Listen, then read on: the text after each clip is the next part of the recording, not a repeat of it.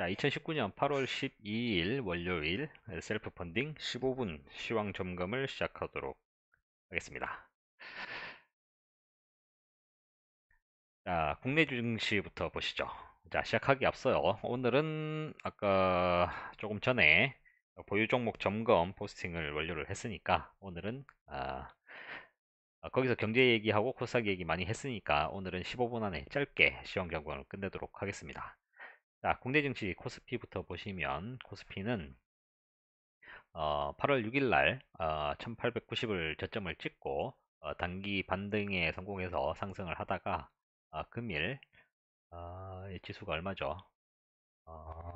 종가 1942포인트에서 이제 마감을 했습니다. 보시는 바와 같이 8월 6일 이후에 상승세를 이어오다가 지금 단기 고점에 이렇게 걸쳐 있는 상황입니다. 장기적 추세는 여전히 하락인데 단기 추세는 바닥에서 이렇게 상승이 나오다가 단기 고점에 지금 약간 걸친 상황입니다. 아마 한 차례 조정을 받고 가지 않을까 싶고요.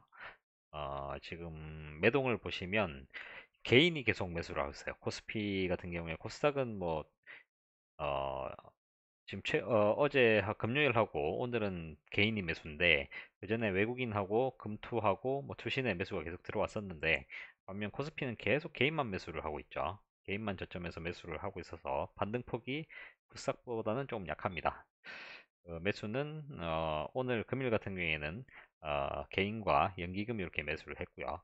매도 같은 경우에는 외국인이 연속 9거래일 동안 계속해서 이제 순매도 진행 중이고 금융투자의 지금 매도세가 상당히 강합니다. 8월 7일부터 지난주 목요일부터 지금 1,500억에서 2,000억까지 이렇게 상당히 대량의 매도세를 보이고 있습니다. 8월 6일날 최저점에서 5,200억을 이렇게 대량 매수를 했는데 그게 여기 단기에 지금 다 수익 실현을 하고 있는 것으로 보입니다. 8월 5일, 6일 최저점에서 잘 샀죠. 잘 사서 지금 다 팔고 있는 것으로 보입니다.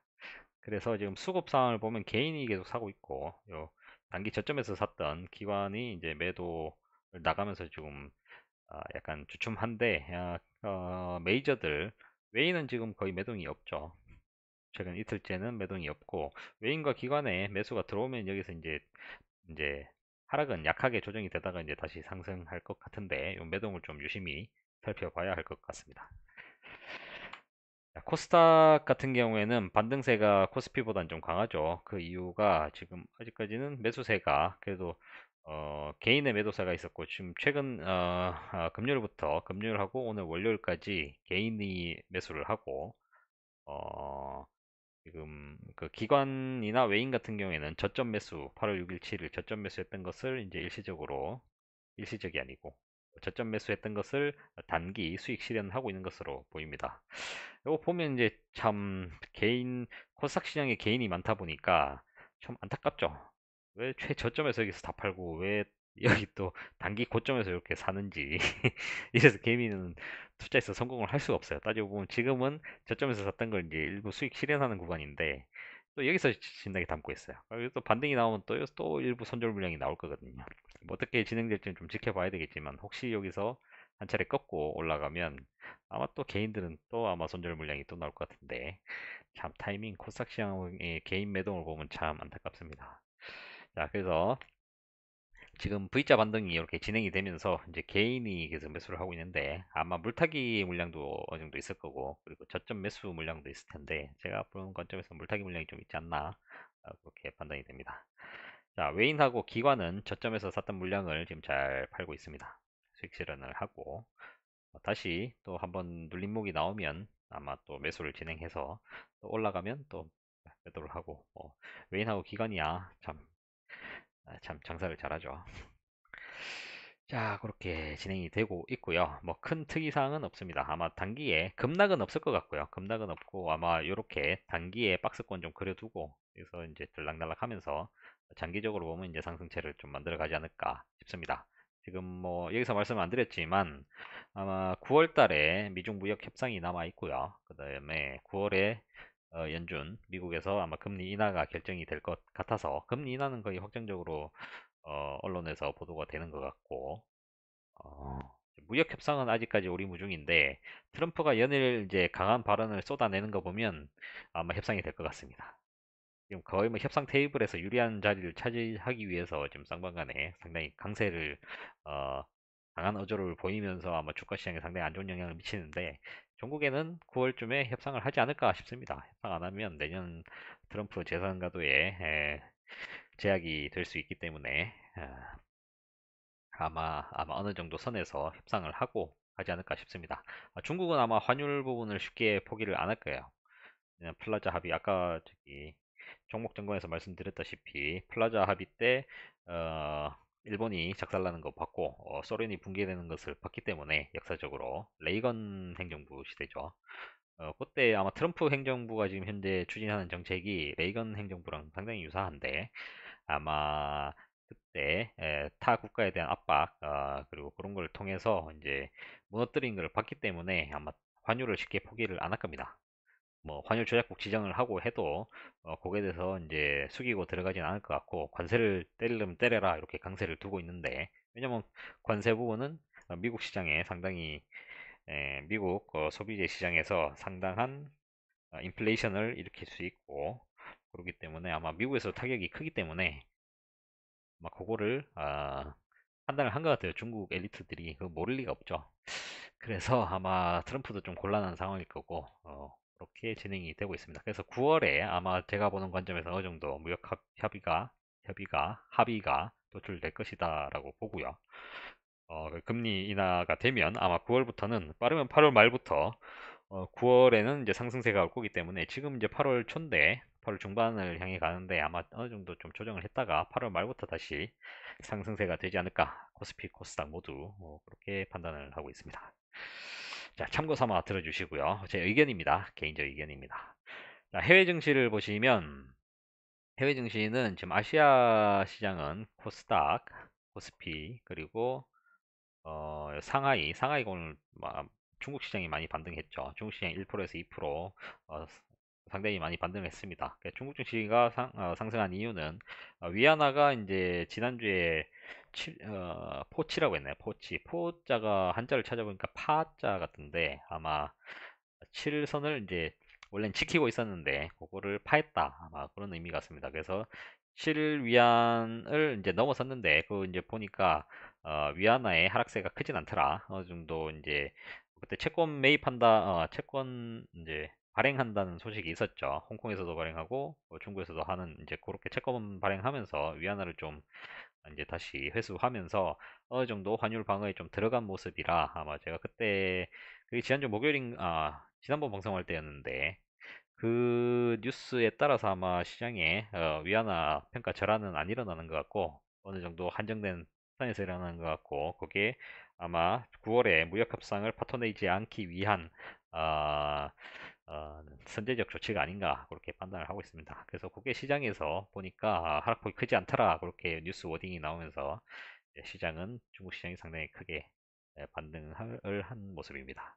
일본은 오늘 뭐 무슨 날이더라고요. 무슨 나무 심는 날인가 무슨 날인가 해서 오늘 일본 증시는 휴장이고요. 자, 미국 증시는 지난주 금요일에 좀 무역 분쟁이 장기화될 것 같다 우려가 된다 그렇게 되면서 하락했는데 그리고 나서 주말 동안 트럼프가 바로 얘기를 했죠. 트럼프가 트위터에서 중국과 무역 협상을 할 준비가 되지 않았다 뭐 이렇게 아마 초강수를 뒀는데 뭐 9월에 지금 모든 시장 참여자들이 9월에 무역 협상이 어느 정도 될 것이다라는 어느 정도의 기대감이 있는데 그거를 확 깨버리는 발언을 했죠. 그래서 아마 미국 시장 오늘도 좀 힘들지 않을까. 힘들면 아마 전약 후강, 왜냐면 아시아 시장이 이렇게 반등했고 위안화도 안정화됐기 때문에 좀 약하게 시작해서 강하게 끝나지 않을까 개인적으로 보고 있는데 어떻게 될지 모르죠. 지켜봐야 되는 거라. 근데 미국 시장은 일단 금요일까지는 무역 분쟁 장기화 우려로 하락했다. 이렇게 뉴스 워딩이 나오고 있습니다. 그리고 유럽 증시 같은 경우에는 이제 이탈리아 지금 좀 정치 이슈가 터졌어요. 지금 극우 정당 동맹인가요? 자, 이탈리아 극우 정당이 총리 내각 불신임 동의안 제출하고 조기 총선을 선언하면서 아마 정치적으로 이제 이슈가 막 될 것 같아요. 좀 우려가 되는 게 지금 극우 세력들은 좀 우리나라도 마찬가지지만 극우 세력들은 좀 위험합니다.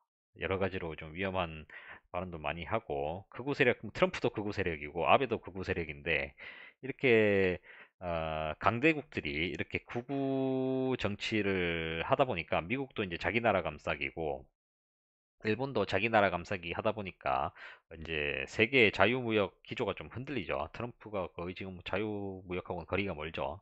관세를 막 갖다 때리고 정치적인 이유로 막 갖다 때려버리고 거의 뭐 깡패 짓을 하고 있죠. 그거를 이제 이탈리아가 이제 극우 정당이 이제 이렇게 득세를 하면 이제 전 세계는 거의 뭐 글로벌 이제 보호무역주의로 들어갈 겁니다. 신냉전 체제 비슷하게 그렇게 들어가게 되면 아마 주식 투자하는 입장에서는 상당히 제일 안 좋은 상황이에요. 그런데 이제 이탈리아의 극우 정당 세력을 이렇게 잡게 되면 이탈리아가 이제 유로존에서 상당히 규모가 큽니다. 유로존에서 아마 프랑스, 독일, 프랑스 다음에 아마 이탈리아일 텐데 이제 그 규모가 상당히 큰데 이탈리아가 만약에 유로존에 대해서 영국과 마찬가지로 이렇게 약간 삐딱선을 타게 되면 유로존 전체가 흔들릴 가능성이 있어요. 그렇기 때문에 아마 이 극우 정당이 잡으면 유럽이 상당히 혼란의 도가니로 빠져들 가능성이 높습니다. 그래서 본 관련 뉴스도 수시로 좀 챙겨봐야 될 것 같습니다. 자, 오늘 주요 뉴스입니다. 주요 뉴스 중에 지금 분양가 상한제를 시행한다고 돼 있어요. 뭐 민간 택지 부분에 이제 분양가 상한제를 도입한다 그러는데 작년 9.13인가요? 작년 9월 13일 작년에 이제 부동산 대책이 나오고 좀 아파트 값이 많이 떨어졌죠. 서울도 좀 떨어지고 이렇게 떨어졌는데 지금 최근에 뭐 송파부터 시작해서 다시 이제 아파트 값 상승의 조짐이 보이니까 바로 또 상한제 이제 개선 요런 게 또 나오네요. 자, 이게 해서 분양가를 20, 30% 낮춰서 주변 시세도 같이 떨어뜨리겠다. 이렇게 지금 일관된 정부는 지금 일관되게 이제 주택 가격을 떨어뜨리기 위한 노력을 여러 가지로 하고 있습니다. 그래서 이게 떨어지면 또 당분간은 아마 또 주가가 아니고 부동산 시장에 좀 영향을 받아서 부동산이 좀 값이 떨어지고 그러면 기대하는 바는 요 자금이 좀 우리나라에 대표적으로 돈 많은 사람들은 대부분 부동산을 많이 하고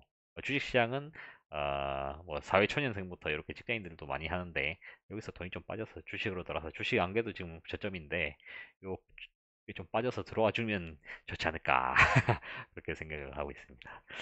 자, 그다음 두 번째 뉴스 보시면 자, 우리나라 정부가 이제 일본을 백색 국가에서 제외한다고 나왔습니다. 이게 뭐 수출 제약에 대한 이제 바로 들어가는 건 아니고 아마 군을 좀 나눈 것 같아요. 뭐 가의군 뭐 이렇게 군을 나라별로 이렇게 군을 묶는 게 있는데 일본을 뚝 떼서 이제 다른 군으로 옮겼다라고 지금 나옵니다. 저는 별로 탐탁치는 않아요. 지금 뭐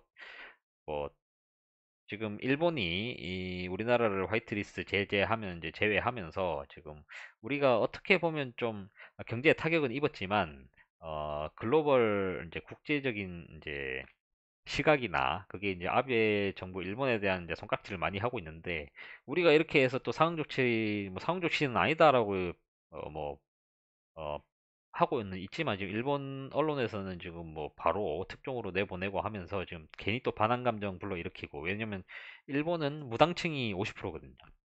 지금 그 아베 정부의 지지 세력은 아마 한 30% 내외일 겁니다. 30% 내외일 건데 무당층이 상당히 많아서 뭐 한국에서 뭐 불매운동하고 뭐 요새 최근에 좀 나오니까 좀 인지는 하겠지만 뭐 한국이 당해서 한국이 일본 정부의 이런 좀 부당한 이런 정책에 이제 그거에 의해서 이제 그렇게 하는구나 해서 크게 뭐 그거에 대해 반대하는 사람도 뭐 반한 감정을 가지는 사람도 있겠지만 아닌 사람도 많은데 이렇게 대응 조치를 해버리면 이제 그쪽 입장에서도 무당층이 이제 그냥 그렇게 있던 사람들도 개인 또 반한 감정을 불러 일으킬 수 있는 내용이거든요. 전 좀 이게 답답합니다. 정치적으로 잘 활용을 해야 되는데 이게 어떻게 보면 보여주기식인데 이게 괜히 또 역효과를 일으키지 않을까 좀 싶습니다. 그냥 조용히 그냥 있으면 감정적으로 대응하지 말고 그냥 너희 화이트 하면 우리는 국산화 시키고 이런 쪽으로 이제 장기적으로 보고 대응해 나가면 되는데 굳이 이거를 백색 국가에서 제어를 해야 되냐? 저는 뭐 크게 찬성하는 바는 아닙니다. 뭐 지대껏 뭐 했다니까 뭐 그렇게 가시고 자, 그 다음에 지금 홍콩 관련 뉴스인데 이게 지금 상당히 심각합니다. 제가 지난번 방송 때도 말씀드렸는데 시진핑이 지금 장기 집권 체계를 하고 시진핑 정권에 상당히 부담이 되는 뉴스입니다. 지금 상대적으로 중국 본토보다는 홍콩의 지식인들이 많이 있는데, 그리고 서구 문명을 많이 받아들이고 조금 이제 깨 있는 사람들이 많은데, 이 사람들이 이렇게 대규모로 시위를 하면 이 뉴스는 내부적으로 이제 터져 나오는 거죠. 이게 터져 나오면 이게 언제 또 본토로 번져나갈지 몰라서 아마 미국 입장에서는, 트럼프 입장에서는 요걸 뒤에서 좀 붙이고 있을 가능성도 있고, 지난주에 제가 방송할 때, 지난주 뉴스에는 트럼프가 이제 그거는 중국 정부가 해결해야 할 문제다 하고, 자기는 관여 안 한다고 한 발 빼고 있었는데, 또 알게 모르게 뒤에서 좀 이게 좀 붙이고 있지 않나 싶습니다. 그리고 지금 홍콩 안에서는 여론이 상당히 안 좋은 것 같아요. 비행기까지, 여객기까지 전면 중단된 것을 보면, 지금 요 시위 자체는 아마 9월에 있을 무역, 협상에서 상당히 좀 불리한, 중국 입장에서는 상당히 불리한 이제 입장에 취하지 않을까 싶습니다. 정치적으로 상당히 중요한 시점에서, 경제 그런 협상에서 굉장히 중요한 시점에 이게 터졌어요. 중국에서는 지금 시진핑은 상당히 골머리 쌓고 있을 겁니다. 이게 불똥이 튀어서 본토까지 터지면 이거는 뭐 걷잡을 수 없는 문제거든요. 그동안 뭐 인터넷 장벽, 뭐 정보가 다 차단돼 있는 상황이었는데, 중국 본토하고 좀 뭐 홍콩까지 차단이 되진 않았을 거예요. 홍콩은 이제 반납된 지 얼마 되지 않았으니까 아마 이제 홍콩에나 아마 지식인들은 그런 서구 문명에 대한 그런 거를 이제 제재 없이 다 알고 있었을 텐데, 거기서부터 터져 나왔기 때문에 이제 여기서 이제 중국 본토로 번져 나가면 이는 이제 걷잡을 수 없죠. 그래서 상당히 좀 리스크가 있는 상황에서, 무역 협상이 그게 있는 상황에서 이 터졌기 때문에 이 부분 뉴스도 계속해서 좀 지켜봐야 될 것 같습니다. 이게 점점 커지면 아마 좀 미중 무역 협상에서 중국이 꼬리를 내릴 가능성이 높다, 그렇게 판단하고 있습니다. 자, 그 다음 뉴스는, 자, 트럼프가 참, 요거는, 트럼프 누가 왔었죠? 제가 그 이름은 기억이 안 나는데, 미국 국방부 쪽에서 와서 한국 방위비 캔슬을 갖다 날렸죠. 자, 너희가 내라. 아마 제가 기억하기로는 한 5천억, 6천억 규모인데, 그걸 우리한테 내고 향후에도 더 내라, 이제 그렇게 했죠. 한국 방위비 월세 받기보다 쉽다, 이렇게 하면서 이제 트럼프가 이제 하는데, 이거는 트럼프가 이제 뭐 대선 후보 때부터 하던 얘기라, 참 얘는 이제 얘가 당선될 줄도 몰랐지만 그 정책을 이렇게 다 하나하나 이행할 줄은 다 진짜 다 이행을 하고 있어요. 참 대단한 사람입니다.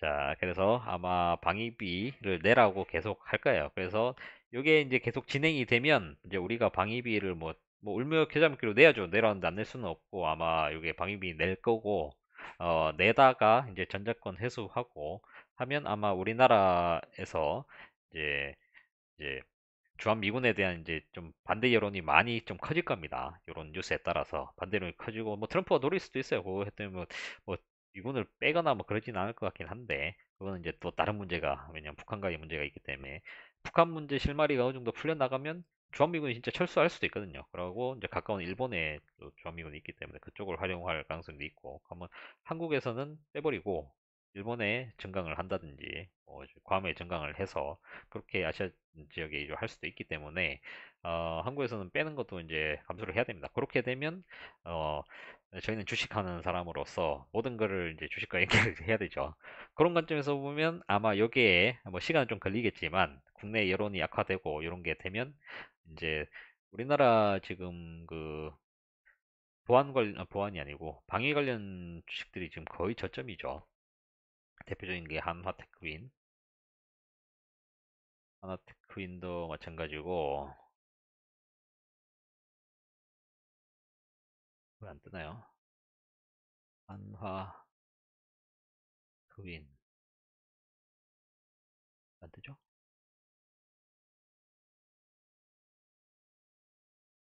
하나테크는 이제 하나 에어로스페이스로 바꿨죠.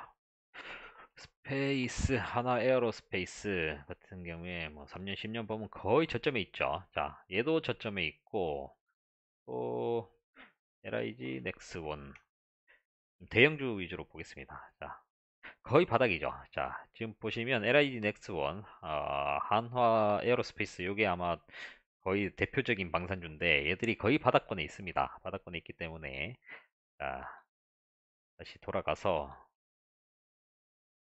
다시 돌아가서 여기에 비추어 보면 아마 요게 진행됨에 따라 아마 요 주식들이 부각이 될 가능성이 있어요. 그래서 방산주 다시 한번 정리해 두시고 뉴스도 챙겨 보시면서 방산주도 이제 포트에 넣는 것을 슬슬 고민할 시기가 됐습니다. 자, 그렇게 주식하시면 아마 수익을 좀 쉽게 낼 수 있지 않을까 싶습니다. 자, 오늘은 이렇게 해서 방송을 마치고요. 자, 15분 아마 또 넘었을 것 같은데, 자, 인사 빠르게 드리고 마무리하도록 하겠습니다. 자, 좋은 밤 되시고, 가능하면 내일 또 찾아뵙도록 하겠습니다.